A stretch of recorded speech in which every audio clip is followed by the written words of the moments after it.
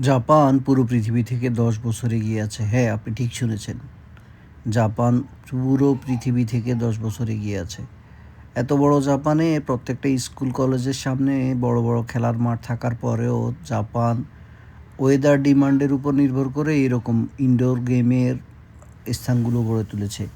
এই যে বড় বড় বিল্ডিংগুলো দেখছেন, এই ২টা বিল্ডিং হচ্ছে ইনডোর গেমের জন্য।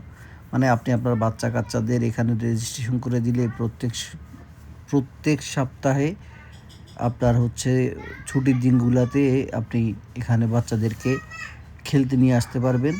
ওরা এখানে নির্দিষ্ট একটা সময় বা ওরা ইচ্ছামতো খেলাধুলা করতে পারবে, কোনো সমস্যা নাই এবং এটা ফ্রি।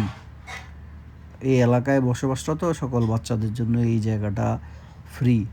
মানে এর কারণ আছে। এর কারণ হচ্ছে যে জাপানের ওয়েদার হচ্ছে যখন ঠান্ডা হয় তখন মারাত্মক ঠান্ডা। যেমন এই সময়টাতে কনকনে ঠান্ডা, খুব মারাত্মক। বাইরে খেলাধুলা করাটা একটু টাফ। আবার গরমের সময়ও গ্রীষ্মের গরম, মারাত্মক গরম। অনেক সময় বাইরে খেলাধুলা করা যায় না বা বাইরে বের হওয়াও অনেক সময় নিষিদ্ধ হয়ে পড়ে।